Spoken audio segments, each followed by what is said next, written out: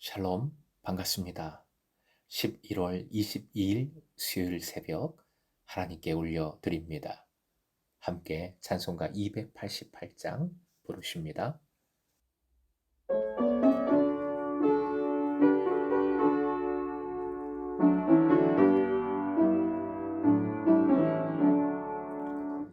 예수를 나의 구주 삼고 성령과 피로써 거듭나니 이 세상에서 내 영혼이 하늘의 영광 누리도다. 이것이 나의 간증이요 이것이 나의 찬송일세.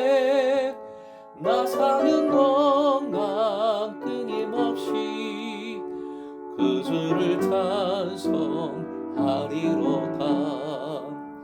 주 안의 기쁨 누림으로 마음의 풍랑이 잔잔하니 세상과 나는 간 것 없고 구속한 주만 보이도다. 이것이 나의 간증이요 이것이 나의 찬송일세. 나 사는 동안 끊임없이 그 주를 찬송하리로다.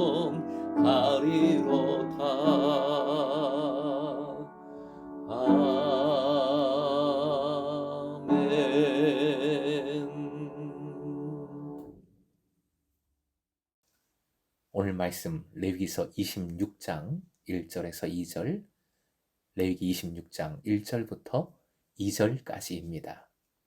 함께 주신 말씀 읽겠습니다.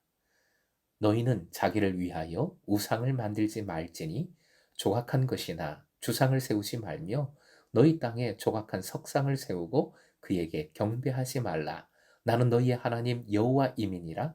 너희는 내 안식일을 지키며 내 성소를 경외하라. 나는 여호와이니라.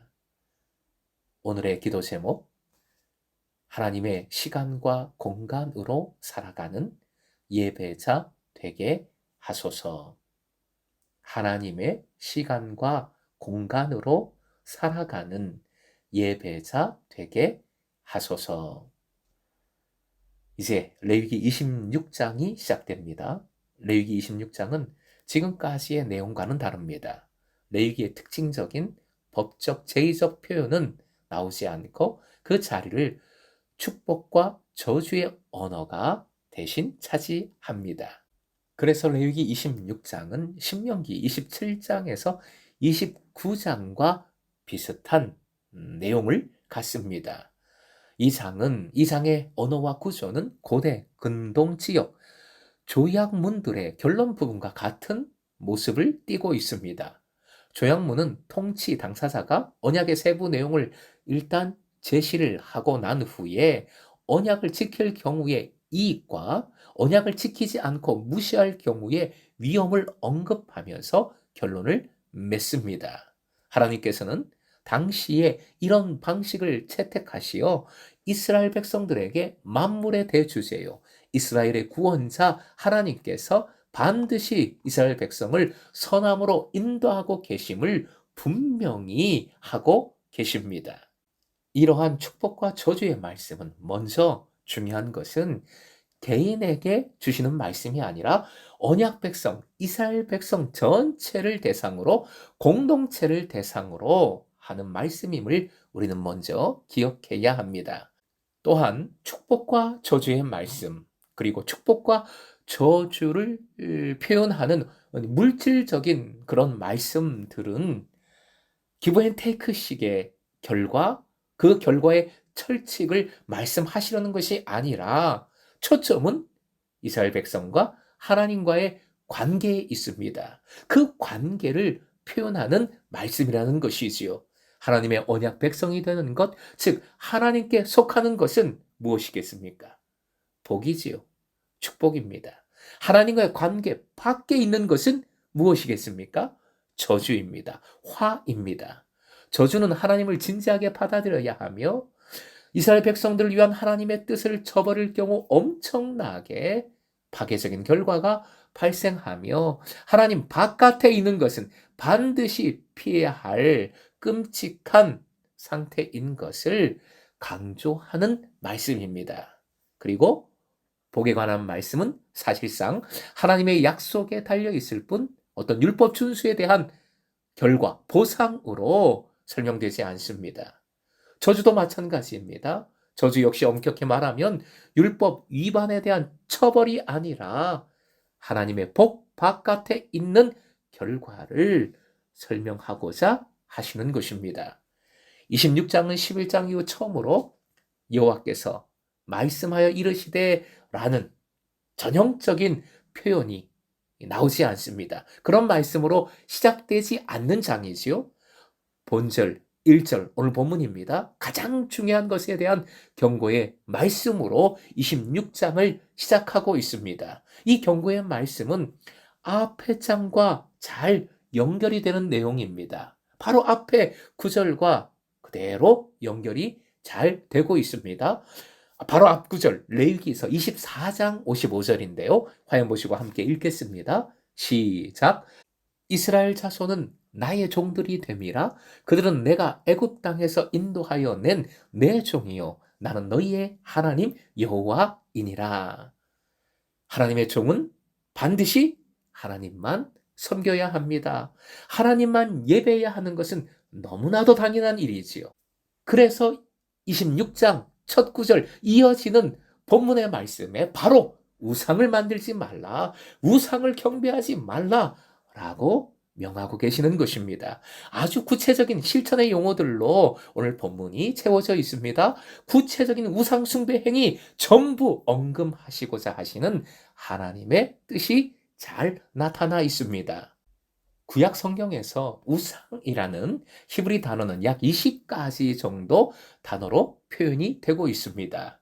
오늘 본문에서 우상에 해당하는 히브리어 단어는 엘릴이라는 단어인데 이것은 아니다 란 뜻의 R에서 파생된 단어입니다. 그러니까 없음, 공허함, 아무것도 아님이라는 뜻을 가지고 있는 것이지요. 이것은 우상의 속성을 한마디로 보여주고 있는 단어이지요. 아무것도 아닌 것, 아무것도 아닌 것.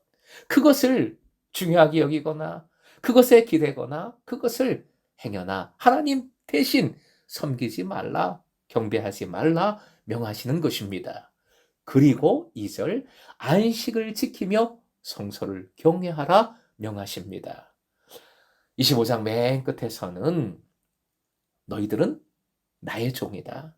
나는 너희의 주인이다. 말씀하셨고, 그리고 본문의 첫 구절인 1절, 26장 1절에는 그러니 우상을 섬기지 말라 명하셨고, 그리고 다시 긍정적인 명령으로 오늘 본문의 2절, 안식을 지키며 성소를 경외하라 구체적으로 명하십니다. 하나님의 종으로서 우상 숭배하지 말고 그럼 뭘 해야 되느냐? 안식일을 지켜라, 성소를 경외하라 명하시고 계시는 것입니다.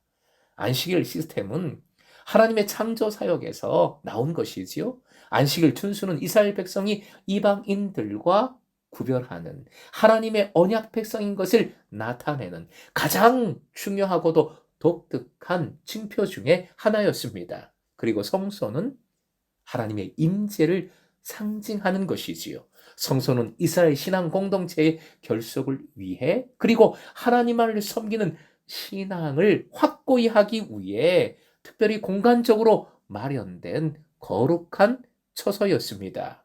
이 성소는 이스라엘을 하나님과의 언약 공동체로 굳게 세워주는 중요한 역할을 했습니다. 그러므로 성소를 공경하라라는 명령은 단순히 외형적인 건물을 중요하게 여겨라, 그걸 숭배하라라는 뜻이 아니지요. 그 성소에 임재하시는, 즉 이스라엘 백성 가운데 함께 하시는 하나님의 통치를 전적으로 받아들이고 오로지 하나님만을 예배하는 하나님 중심의 믿음을 가져라, 그렇게 생활하라 라는 명령입니다. 이스라엘 백성들은 시간적으로 안식일 제도를, 공간적으로는 유일한 성소 제도를 지킴으로써 오로지 하나님 중심, 하나님만을 경외하는 신앙 생활을 견지해야 했습니다. 사랑하는 예배자 여러분, 이것은 지금도 오늘날에도 동일합니다. 제일 중요한 신앙의 원칙이지요. 하나님께서는 복의 근원이 되는 명령을 해 주셨습니다. 어떠한 것이라도 우상을 만들지 말고 그것을 경배하지 말라. 그리고 안식일을 지키며 내 성소를 경외하라 명하셨습니다. 자유하게 해주신 은혜를 날려버리고 다시 우상에 얽매이는 삶을 살아서는 안 되겠습니다. 우상이 아무리 좋아 보여도, 아무리 급해도, 아무리 어려워도 우상은 절대 행복을 주지 못합니다. 이를 위하여 하나님의 시간, 하나님의 공간을 반드시 붙드십시오. 하나님의 시간을 살아가고 하나님 공간에 거기 그 자리에 있어야 합니다. 하나님 중심의 삶, 즉 예배의 삶을 살라. 우리가 요즘 강조하는 코이노니아, 예배와 나눔의 삶을 온전히 살아서 공동체로 함께 세워지라 라는 명령입니다. 예배의 삶이 아니면 시간과 공간은 공백 상태가 아니라 어떠한 것이든 다른 것이 대신 그 자리를 차지합니다. 그것이 결국 우상이지요. 우상이 자리 잡게 되는 것입니다. 내 삶이 우상의 시간, 우상의 현장이 되는 것이지요. 오늘도 우상의 시간, 우상의 현장이 아니라 나도 모르게 우상을 만들거나 우상을 경배하는 삶이 아니라 그것에서 벗어나 오직 주님만을 예배하는 삶, 주님 안에서 함께 나누는 삶, 그 삶을 일상으로 살아가는 금성의 제자, 무엇보다 금성의 공동체가 되므로 함께 오이코돔에 세워주시는, 함께 행복을 누리는 그 기쁨을 누릴 수 있기를 주님의 이름으로 축원드립니다.